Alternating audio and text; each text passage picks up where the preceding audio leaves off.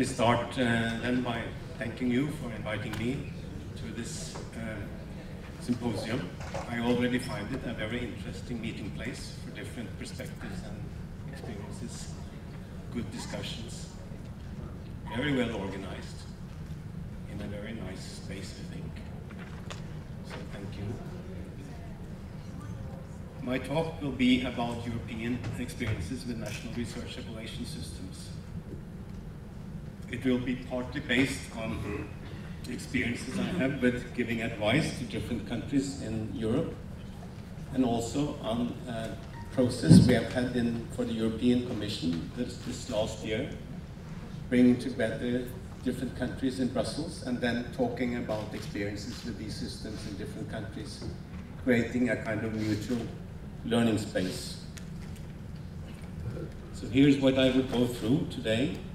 I will present definitions of what I'm talking about national research evaluation systems, and also about performance-based institutional funding systems, because these discussions of these systems, they go together in many countries in Europe. Then I will present a typology, 4 different types of alternatives, and then describe by the examples of 4 countries. And then I will add some more countries to this typology. So this will give you an overview of practices in Europe. And then I will end by drawing some conclusions with regard to advice from these meetings or these experiences in these countries. Both on the 2 major types then, evaluations and funding based on peer review, and also indicator-based funding systems. So I start with the definitions. So a national research evaluation system can be defined as a policy tool to advise, manage, and improve the activities of public sector research organizations. And it may also be used to change the distribution of funding among those research organizations. And then, in more particularly, a performance-based research funding system is then the part of the organizational or level or institutional funding system that is allocated on a competitive basis. Some countries combine these 2 systems, others have them separate. I will go through this with the examples.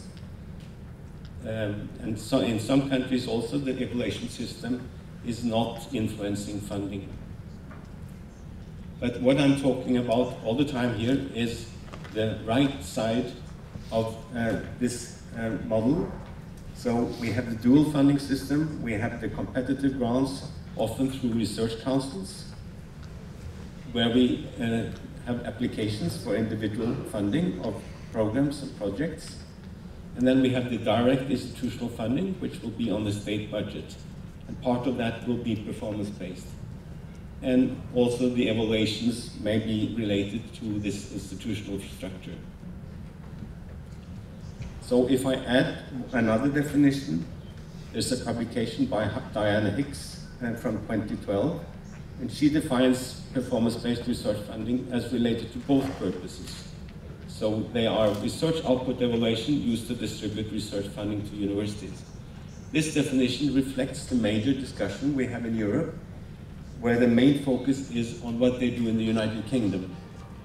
The Research Excellence Framework has been mentioned already several times here today, but I will show you that other countries may not have the same combination of evaluation and funding. So from one perspective, all of this is about funding mechanism, and the UK system is connected to funding all the way. But from another perspective, it's about evaluation, and evaluation can also be forward-looking, formative. It can be used for advice, managed, and improvement of the research system. And I think this would be the case in the research evaluations that you have had here in Morocco for some years now. So I will use the typology to then go through 4 different countries and show you how these alternatives can be combined or diversified in several ways. So if we start with the United Kingdom example, They have the oldest system. It has been there since 1986. And it was originally designed as a method to allocate funding to the research-intensive universities. But gradually, the method has become just as important as the original purpose, so it is experienced and discussed as a research evaluation system, not so much as a funding mechanism. And so peer review, also as a report from 2015 concludes, peer review is necessary, and if you use metrics, it should only support and not supplant expert judgment. So the illustration is down on the left side, shows the international panel, the panel of experts getting together, using qualitative evaluation and perhaps using metrics to support or inform this qualitative evaluation. So this metric-tied report has become a kind of best practice expression. But I will try to now loosen up that discussion and talk and speak about the question, can we really talk about best practice in this area? Or is it more a question of mutual learning?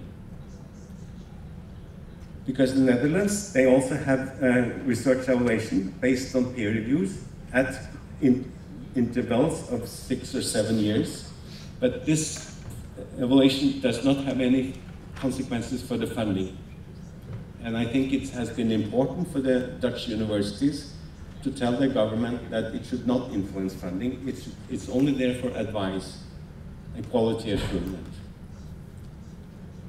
The Netherlands is an example of a country that has a research evaluation system which is not used for the funding allocation. My own country, Norway, is an example of a country who has both systems, one for each purpose. So we have a research evaluation system. It has been in place for many years. It does not influence funding. We invite international panels from time to time.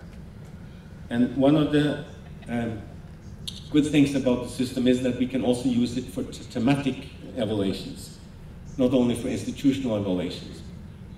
Without the attachment to funding, the evaluation system is more flexible and can serve several purposes. But then we also have, and as you can see, the aim here of this part of the system in Norway is related to a kind of critical review of the Norwegian research system in an international perspective, and then to provide recommendations.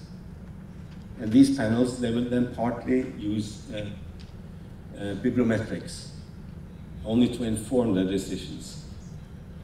This year we are evaluating all the social sciences in Norway. It happened 10 years ago also, so around 10 years between each evaluation of each subject. Last year we had the humanities, and of course the bibliometrics for those two evaluations have been designed then to represent those fields properly. So in the other system we have in Norway, there are several indicators, and one of the indicators is publication points. So all of these portions of the funding system are only indicators. There's no research evaluation there. It's based on indicators of external funding and on these publication points that I will return to later.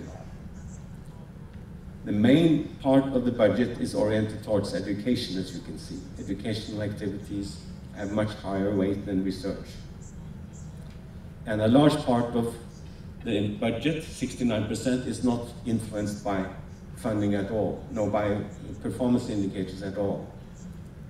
So even if the economic influence of the indicators is very small, they receive a lot of attention, particularly the publication points. So the fourth type, Sweden, I use as an example of a country that also has institutional funding and is related to Web of Science publications only, and also external revenues. This model was discussed in 2014. The country discussed whether to have a UK model instead, with peer review, with panels, and then to combine the two purposes, research evaluation and funding. Then came a new government, as this often happens. The new government has new ideas about how to do it. So the country decided not to implement the model, and they now still have this Web of Science-based funding model. So I will now include more examples of countries, so you get a broader overview of European countries in this context. So United Kingdom has this peer review-based system that influences funding.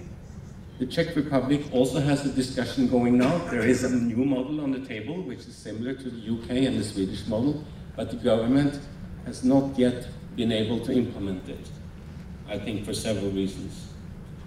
This means that their quantitative metrics-based model is still running, like in Sweden. In Italy, they decided to implement a UK-inspired model in 2003, but it's very costly, it's very laborious, so most of the evaluation is in fact done now by a kind of bibliometric machine, a very advanced one. And so the only the social sciences and humanities are left outside for proper peer review-based funding evaluation.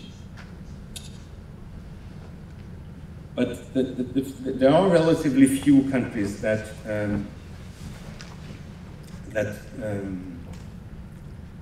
have tried to realize the UK model. One of them is also Portugal, where they have a more flexible model, but not influencing the funding.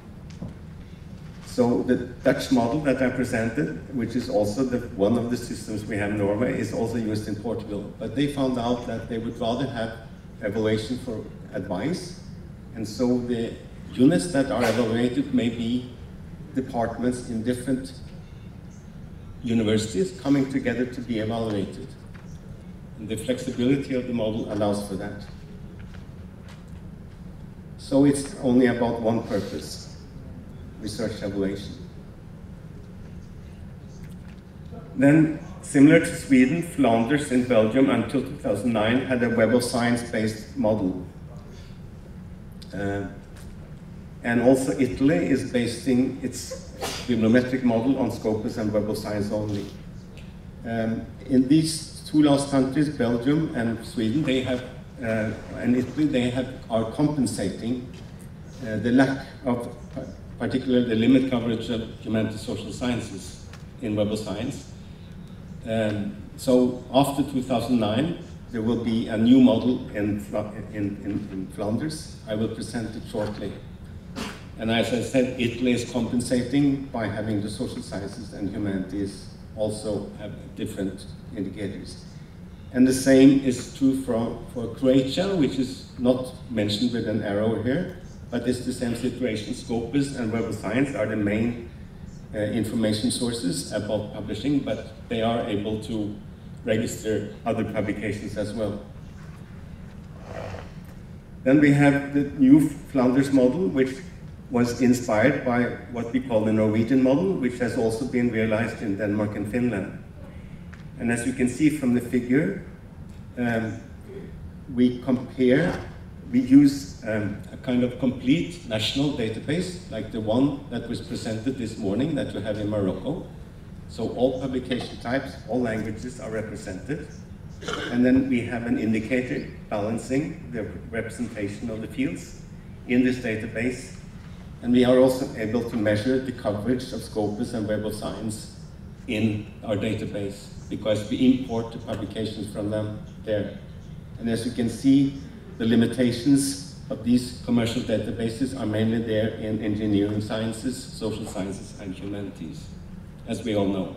So these four countries, they have managed to create a kind of complete balancing model as a supplement to Web of Science and Scopus. And thereby, it is also possible to take care of different publication types and also of the national languages.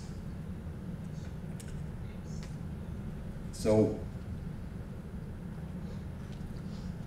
the same model is used also in Ireland, but here and in several Swedish universities, but this is for local purposes, because The national model is different. The national funding model is different.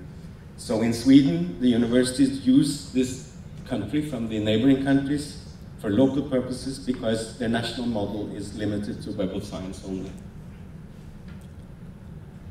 Now, coming to this advice that might be drawn from these experiences and comparisons, particularly in this project that we had this year for the European Commission, where we brought together several countries, and then we provided a dialogue where I contributed as an expert among four experts for that process. And there will be a report. It's being finished now in December. We hope to publish it.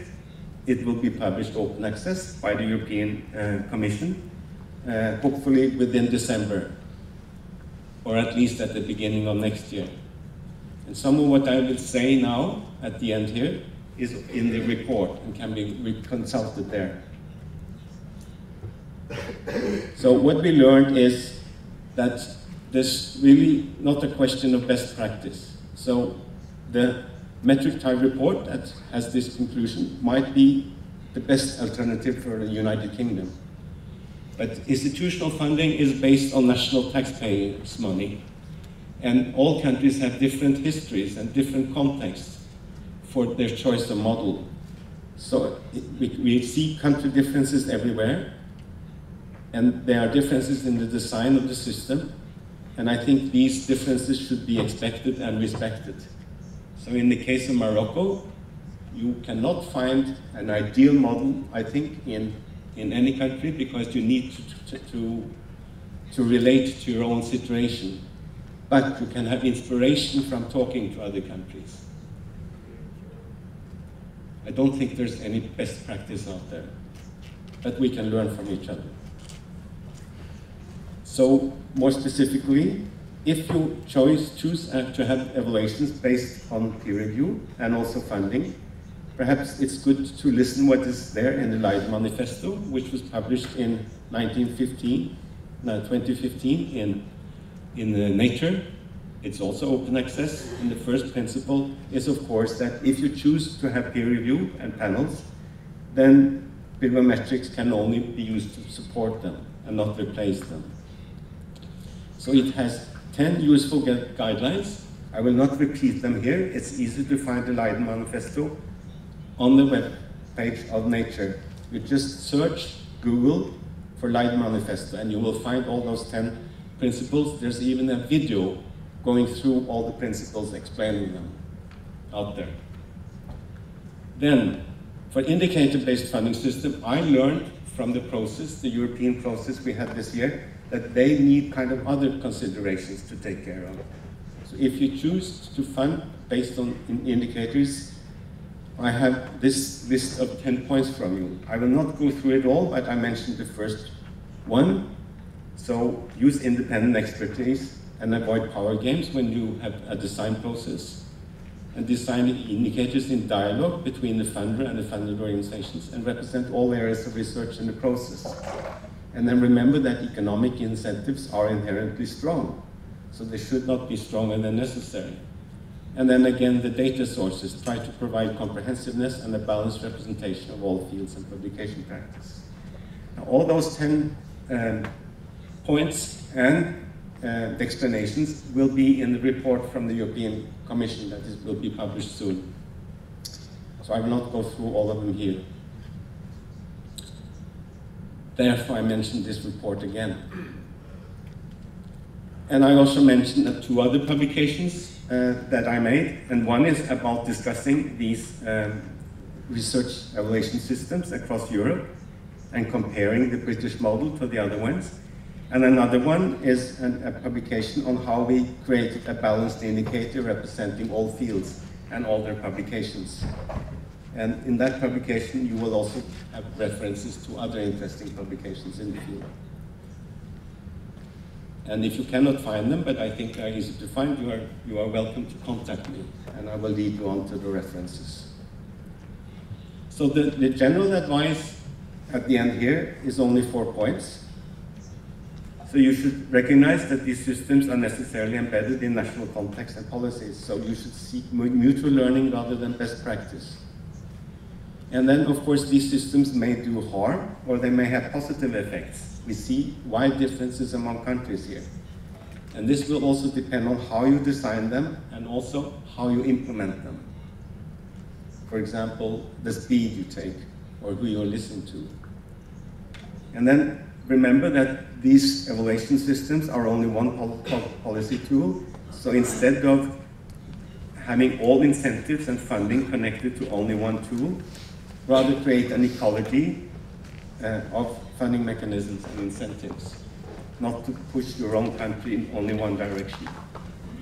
And then consult several independent experts, and that is not only me, because we will not all have the same ideas about this.